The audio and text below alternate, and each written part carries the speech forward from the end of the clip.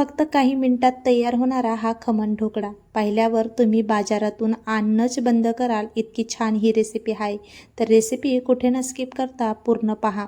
नमस्कार, cook with Ashwini कोडीमध्ये तुमचं मनापासून स्वागत आहे. आता आपण सर्वात आधी एक डब्बा भरून प्रेमिक्स घेतलं आहे. हो, हे प्रेमिक्स मी घरीच तयार केलं आहे. जर तुम्हालाही हे प्रेमिक्सची रेसिपी हवी असाल तर तुम्ही मला कमेंटमध्ये नक्की सांगा की तुम्हाला प्रेमिक्सची रेसिपी हवी आहे. मी तुमच्यासाठी संपूर्ण अशी रेसिपी घेऊन येईल. आता गरजेप्रमाणे आपल्याला पाणी घालायचे. पाणी घालून मस्त असं आपल्याला याचे बॅटर तयार करून घ्यायचे. या ढोकळ्यामध्ये आपल्याला वरून अजिबात सोडा किंवा इनो किंवा कुठल्याही गोष्टी न घालता आपला हा ढोकळा एकदम छान असा स्पंजी आणि सॉफ्ट असा रेडी होणार आहे. जर रेसिपी शेवटपर्यंत पाहाल तर तुम्हाला कळेलच की आपला हा ढोकळा कसा बनवून तयार झाला होता. त्यासाठी सांगते, रेसिपी कुठे न स्किप करता शेवटपर्यंत नक्की पहा. बघा, मस्त आपण गरजेप्रमाणे पाणी घालून ह्या ढोकळ्याचं प्रीमिक्स जे होतं ते आता मिक्स करून घेतलं आहे आणि असं मस्त असं पातळ असं आपल्याला बॅटर रेडी करून घ्यायचे. बघू शकता, चम्मचच्या मदतीने मी तुम्हाला दाखवतेच की कोणत्या पद्धतीने आपल्याला याचे बॅटर रेडी करायचे.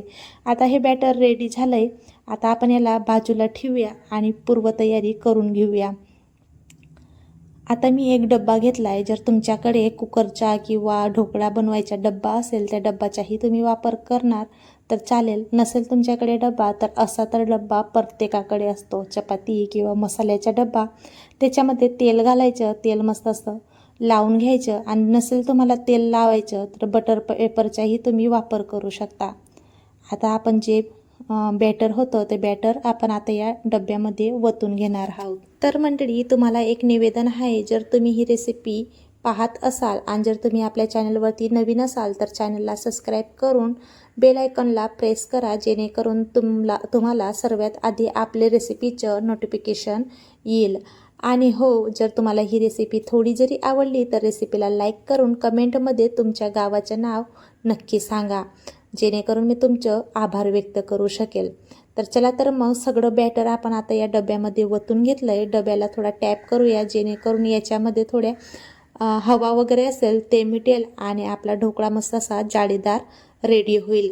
आता मी कढईमध्ये पाणी तापवायला ठेवलं होतं. पाणी तापल्यानंतर त्याच्यामध्ये जाळी टाकणार आहे. जाळी टाकल्यानंतर आता आपण हा डब्बा जो होता तो डब्बा आता आपण याच्यामध्ये टाकून ठेवून घेऊया. हवं तर तुम्ही कुकरमध्येही ठेवू शकता. कुकरमध्ये ठेवल्यानंतर लवकर हा ढोकळा असा आपला शिजून रेडी होतो. आता आपल्याला 20 मिनटं लागणार आहेत. 20 मिनटं नंतर पाहिलं तर बघू शकता ढोकळा मस्त असा फुलून आपला रेडी झालेला आहे. आता मी चाकूच्या मदतीने चेक करते की आपला ढोकळा शिजून रेडी झाला आहे की नाही.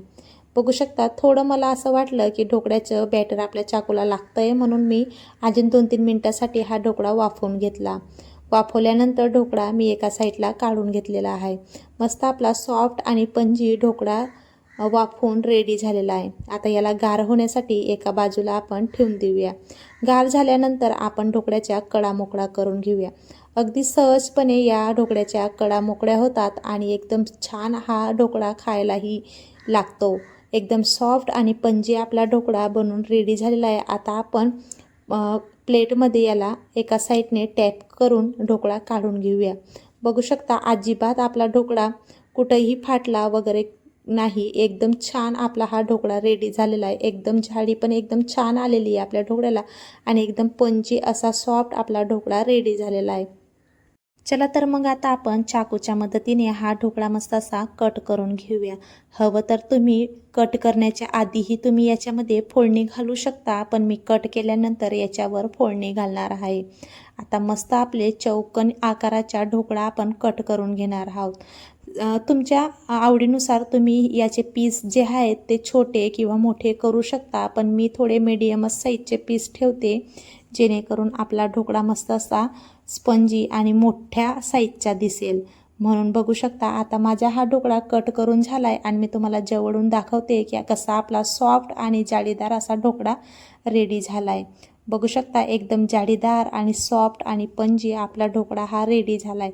आता मी याच्यावर फोडणी घालण्यासाठी पॅनमध्ये छोटा आपला तडका पॅन असतो त्याच्यामध्ये तेल गरम करून घेतलं आहे. तेलामध्ये मी मोहरी, थोडे कढीपत्ता आणि मिरचीची फोडणी घालणार आहे. हवं तर तुम्ही शुगर सिरप असतं ना तेही तुम्ही घालू शकता.